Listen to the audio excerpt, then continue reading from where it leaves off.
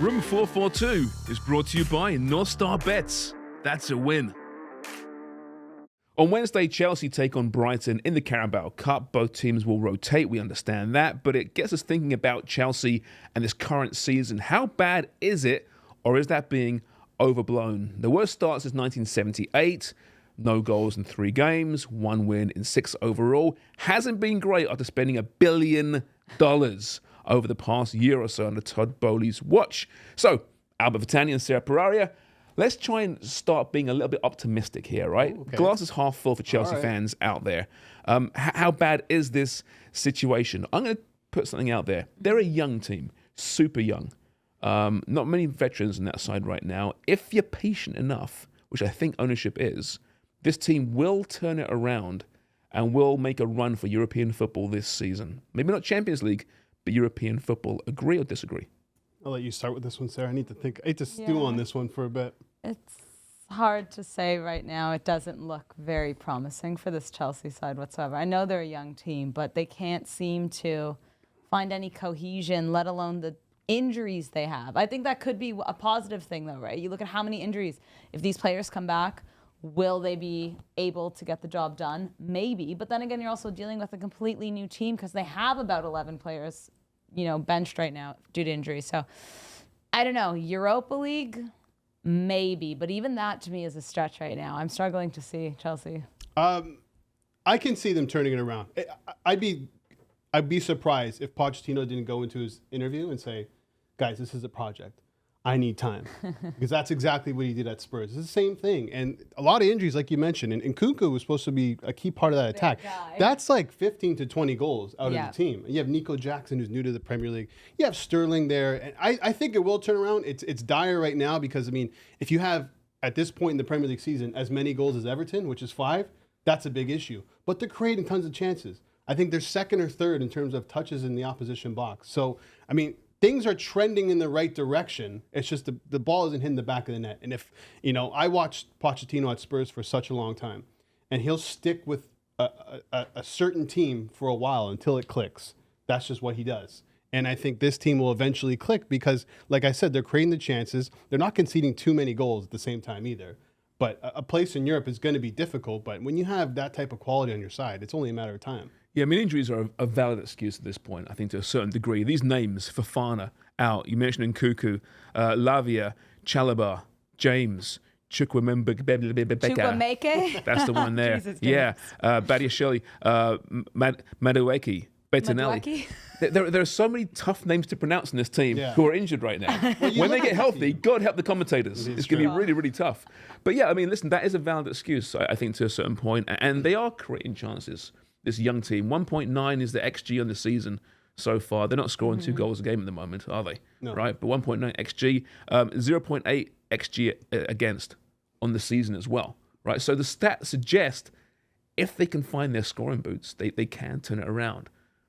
But 6 games in, they haven't. No. That's the concern right now, right? And they played against teams where they should be scoring against. Yeah, and people will look at their totally. defensive record and be like, oh, they're pretty good defensively, like I just mentioned. But who did they play? Okay, Liverpool first game of the season, 1-1. Decent. West Ham, 3-1. Other than that, Luton, Forest, Bournemouth, and a Villa team who played midweek who looked leggy in that match. But, Chelsea couldn't finish their chances. So it's an issue, but it has to turn around at some point. You can't be creating chances at such a high rate and not finish them. Well, they're playing Fulham and Burnley the next 2 weeks, right?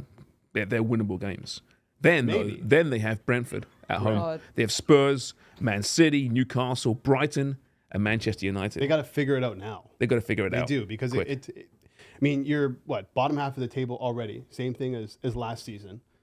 When you're running into those types of fixtures, those teams aren't going to give you the chances that a Luton will give you, All right, so give us another reason to be optimistic about this Chelsea Well, you guys team. mentioned that their defensive record, but I do think you have to look at that. It's not bad. They have 6 goals against right now in 6 matches. That's not bad. A goal a match against them, considering the fact that they can't seem to put it in the back of the net up top. To me, that is relatively positive. Okay, your biggest issue is just scoring the goals. So if everything else is working on the team, then you have to put, all your eggs into that basket and figure out how to get it into the back of the net. But I do think that, it's not all bad for them. And as we mentioned with the injuries, when those guys come back, are they going to be able to create those chances? Maybe. But I don't know. It's tricky with this side. They're in such a bad way right now. And then you mentioned that schedule they have. I actually have to pull up some tweets here because Chelsea haven't scored at all in this month. So this is a tweet from Troll Football, but it's accurate that if Chelsea if they don't score in their next match, that they have to pick their goal of the month from a training session. They won't have one. I was just they don't have pull one. it Yeah. from a training session. And then Domino's UK decided to come for Chelsea, and they tweeted, "We've delivered about 852,609 pizzas since Chelsea last scored a goal." Who's the official pizza supplier for Chelsea? It's not Domino's, obviously. It's surely not Domino's. No. But There's some rivalry going on there, isn't There there? must be, yeah. Yeah. You got to listen to this stat that I found. It's absolutely shocking. I have to go up here. Since Graham Potter was sacked on April 2nd, Chelsea have won twice in 16 Premier League games. I've seen that, yeah. That's crazy. Since he was sacked. Yeah. Which feels was like years ago. It wasn't, but it wasn't obviously Frank Lampard's fault. Can we admit that? No, Yeah. it wasn't. I mean, the biggest mistake that they made, Todd Bowley made, was sacking Thomas Tuchel. That should have never happened. Yeah.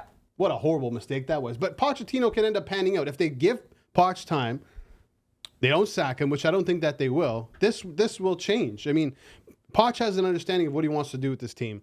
And when he was at Spurs, and I hear a lot of Chelsea fans, calling out Poch for sticking with the team that he's sticking with.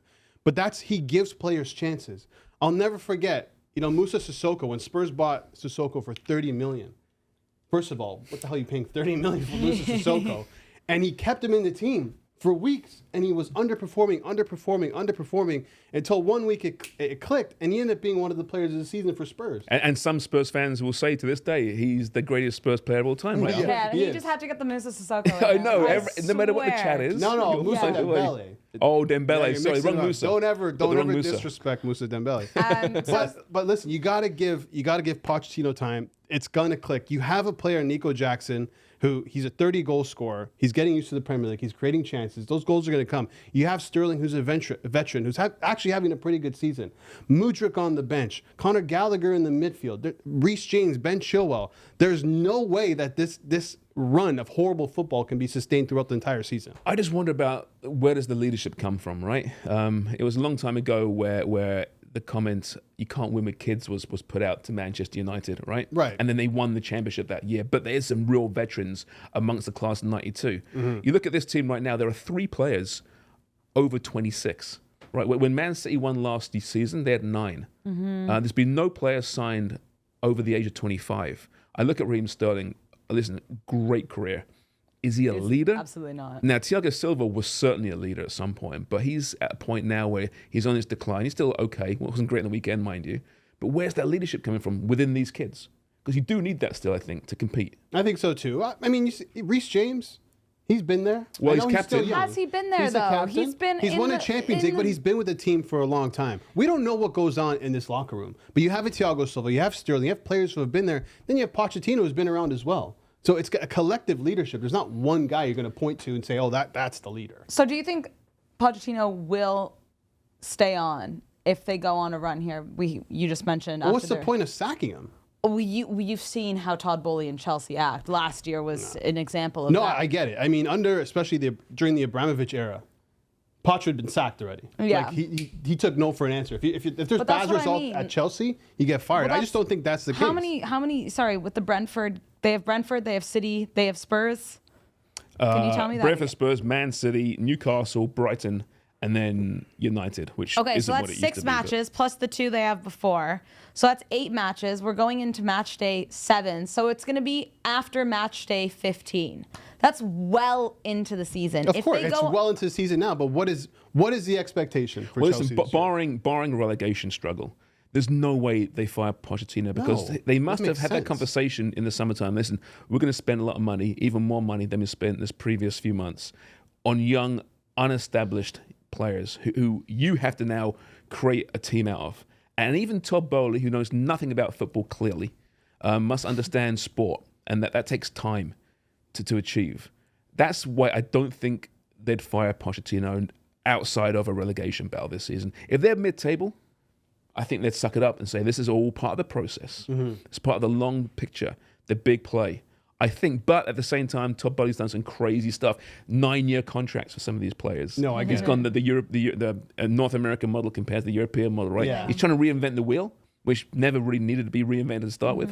So put nothing past him, but that would be stunning. If There's they a did. lot that comes into, sacking Pochettino or a Chelsea manager right now. Because then they have to come in, they got to bring in their own players, they got to get rid of players. Pochettino is in that process.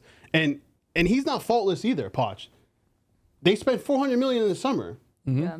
And he was the manager of the team, right? So he has a lot of say on this club. And I think if you sack him now, you're just restarting again. And then the same thing's going to happen with the next manager. It's just going to be a vicious cycle. You have to stick with one. You have to. You have no choice. It's still so early in the season. Are they going to push for top 4? Probably not. But like you said, can they push for a Conference League or potential Europa League if they start scoring goals? Why not? I mean, they have a really good keeper, Robert Sanchez, who kept them in the game again. I know they lost to Villa, but kept them in the game. Fofana's out for a long time, but you got Reece James coming back. Thiago Silva's good. He's going to take some time to get into form. In the midfield, you have Caicedo. Lavia still needs to come back. Sterling, Mudryk. There's a lot of good players on the side. So we hear. Apparently they're good players, but yet to really see it. Mudryk hasn't scored since he's come from Shakhtar Donetsk last January. Excuse me. Well, No, he hasn't. Enzo's got he arrived last January, right? Right. 2 wins. Yeah. As a Chelsea player, 2. No, I mean a lot of these players still have to adapt to the Premier League. So I is feel it like a just- Chelsea apologist here. Listen, This is the point of the segment here, right? as a neutral, this is amusing, right? You're watching this team burn, who spent Sure. £1 billion, so you're like, Yeah. okay, great. But I just feel like based on what I've seen from some of these players, I can't imagine them being near the bottom of the table for very long. I do kind of hope it works, just in that it will rock the establishment and how you're supposed to build football teams. Oh, absolutely. At that level, right? With that kind of money. Get the big names, the established people, as opposed to these kids who if you watch certain leagues closely, you know who they are, but the average person has no idea who Nicholas Jackson is, let's be honest. Yeah. They just don't, No, right? sure. The average football fan. And most fans in England, like any other country in the world, watch the games in their country. And they look at these starting 11 for this Chelsea compared to even 3 years ago now. And so, wow, what happened to Chelsea? But they could turn it around, and that's why this segment is about being positive, optimistic about Chelsea. I'm not saying I'm going to pick them, though, this week in 442picks.ca. Highly unlikely, because they let me down so many times. But you can, if you like, sign up now, 442picks.ca. It's free to enter, and you can win a lot of money weekly and monthly. Room 442 is brought to you by North Star Bets. That's a win.